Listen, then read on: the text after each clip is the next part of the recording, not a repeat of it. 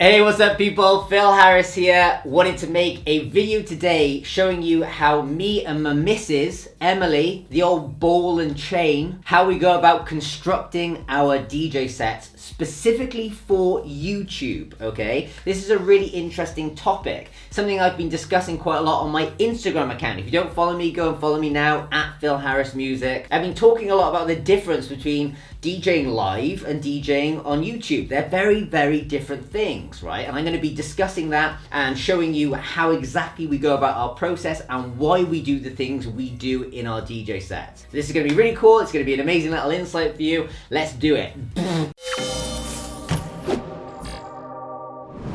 Hey guys, so let's get straight into it. So the first thing I want to explain to you is how the YouTube algorithm works. Why am I going to bore you with this? Because when it comes to putting together a DJ set, you need to understand how the YouTube algorithm works, understand why we do the things we do in the DJ set. So let me just briefly explain it. Every single DJ set we put together, or I put together, is to try and get as many views as possible on YouTube. That's the game that every YouTuber is playing, right? And how do you get more views? Well, the secret to it really is you just want to get people watching for longer and you want more people clicking on the video. If you hit those two things, YouTube will show your video to more people. So when I launch a video on YouTube, what typically happens is YouTube goes and shows my video to a tiny selection of my subscribers, right? And depending on how many of those people actually click on the video and then how much of that video is watched, determines how many more people YouTube will show my video to. So if I release a video and loads of people click on it and then they watch a lot of the video, YouTube goes, wow, this is a good video. Why is it good for YouTube? Because it keeps more people on the YouTube platform, which is what YouTube wants. That's why YouTube promotes those videos more, because they're like, wait, this video keeps people watching for 10 minutes and lots of people click on it. So let's show this to everybody, because it's going to get all these people to hang around for 10 minutes each, when the average view on YouTube is probably like 2 or 3 minutes people stay on a video.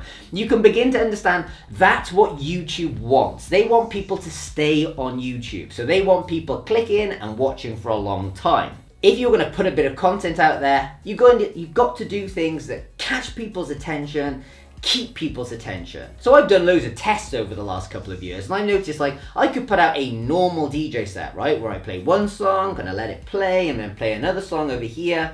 But people don't want to stand and watch a DJ stand there like this and let the song play. Now if I'm playing live and it's like, oh, this song's going down a treat, I just let the audience enjoy it. Like, it's not like the people are gonna go, well, I love this song, but it's really annoying me that the DJ's not doing anything right now, so we're gonna walk out of the club. That doesn't happen in real life. On YouTube, that happens. People could enjoy the song you're playing, but they're sitting there watching you like this.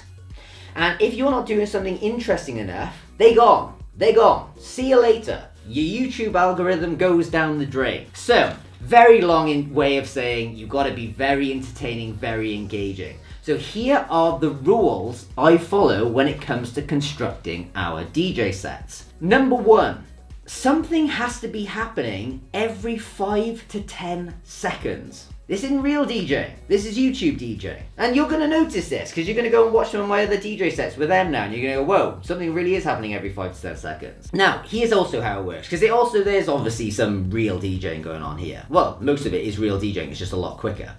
First thing we do, what songs do we actually like at the moment that are very popular? Because the thing is, you got to play songs that people know, because they'll hang around for longer, okay? So, what songs do we like that are really very popular songs? And we will often open with the single most popular song in the DJ set. Number 2, right, the next thing is we want to do something to every single track. So it's either going to do a drop swap where it builds to a drop and we throw a different drop in there, or we perhaps throw an a cappella over it of somebody singing or something like that. Now, the other thing which we're very aware of is we like to throw in some like heavier tracks that we like, that we know that actually a lot of people probably don't know about. So, the second rule is when we throw in or mash up a regular song with a heavier track that we like, something that's like got a heavier drop, we've got to quickly go from that back to a popular song, okay?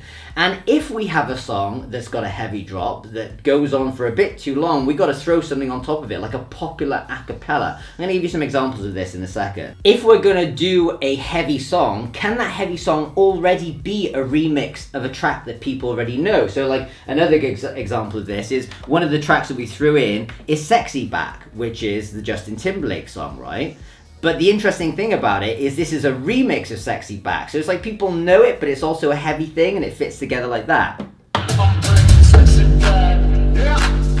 Right? It's a remix of a popular song, so you're kind of killing two birds with one stone there. And by the way, a lot of these kind of techniques are used by big DJs as well. Like if you go and watch Diplo, if you go and watch Marshmello, if you go and watch a lot of popular DJs, they kind of follow this structure. Popular songs mixed in with heavier tracks, throwing a cappella over songs that people may not know, using heavy remixes of popular songs people know. That's how DJs manage to do these kind of quirkier, edgier sets while still maintaining like a relationship with their audience. If you just play songs people don't know, they're going to get bored really quickly. So those are the kind of rules we follow. It's like, right, popular songs, all that kind of stuff, okay? Now, the next thing we do is we then obviously start looking at the regular stuff, like what's the BPM of the track, what's the key of the track. So again, if you come over here and check out our playlist, you'll see it's like 6B, 8B, 6A.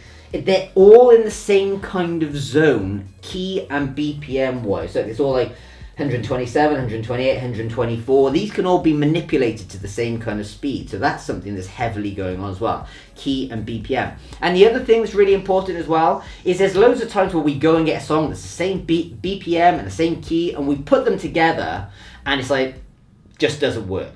So that's something else you have to do as a DJ. Actually use your ears, okay? Like, does it actually sound good or doesn't it sound good? The next thing we consider once we've got a list is, right, we've got two songs we quite like here, but how can we do a more interesting transition? Like you'll notice if you go and watch any of the DJ sets me and Em have done so far, there's very few of the transitions are regular beat matches. They're usually like drop swaps, or the thing where we kind of loop a section of the song and half the speed of the section of the song and build it up so we can drop into this song over here, or we're throwing like really layering tracks. So we're not just doing like a beat match, we're like throwing a bit of this song right on top of the drop of this song and doing a clever blend that way, right? So you've got the vocals of one song over another song, you know. It's more interesting stuff than just regular beat matching every time. And so this whole process can take like an hour, literally, even if it's just like to get like 15 songs together. It's like it takes a while to like go through this process. It's not like a quick thing. And it's important you guys know that as well, because I'm not here to BS you. I'm here to tell you, like, look, these sets that are really complicated are really complicated. They've taken time to really prepare them all and know what works and what doesn't work, you know. So look, here's a kind of example for you. So one of the songs that we threw into our last DJ set was a song by Chris Lorenzo called Giant Mouse. So many of you are not going to know this, right? But the drop is really cool. The drop sounds a bit like this. Get low, jump back. Really awesome drop. But if you can kind of see on my screen here, that's a long drop. That's like 2 minutes of drop there. Woo! That's a freaking long time for people to just stare at me and Em dancing. So we were like, what a cappella can we throw in? Went through our different a cappellas. And by the way, if you're wondering where we download all this music, if you stay to the end of this video, I'm going to give you a link where I'm going to show you exactly where everything is downloaded, okay? We went through our acapellas. We were like, well, this is an 8A. What's an 8A acapella? Well, we found Fatboy Slim right here, right now. We're like, awesome. So we can throw this on top of this track here. So it sounds like this. Right here, right then, right here, right then, right here. But we even realized that kind of got boring quickly. So I said to Em, like, why don't we chop it up a little bit here? So you come in with like, right here, stop.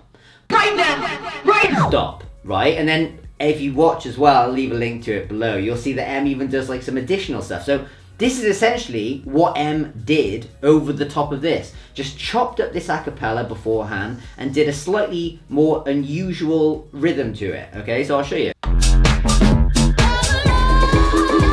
Right here, right then, right here, right then, right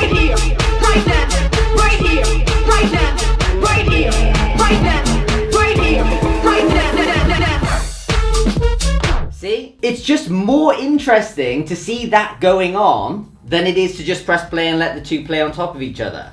Now, something else you'll see me regularly do, which is something I love about this mixer here, is you get this noise effect.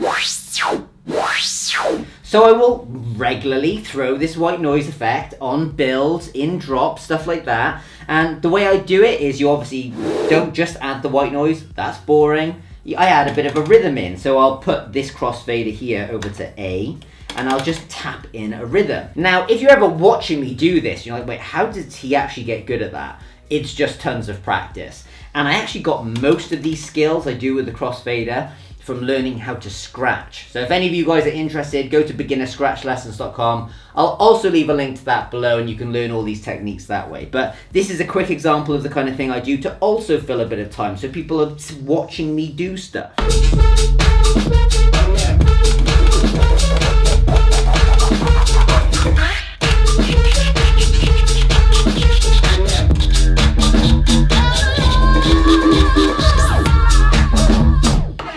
Again, it's just an additional little trill that I like to throw in there, you know? So look, that's pretty much it. We will literally take tracks, work out what is in the same BPM, what is in the same key, do we like it, is it popular enough, what can we do on top of it?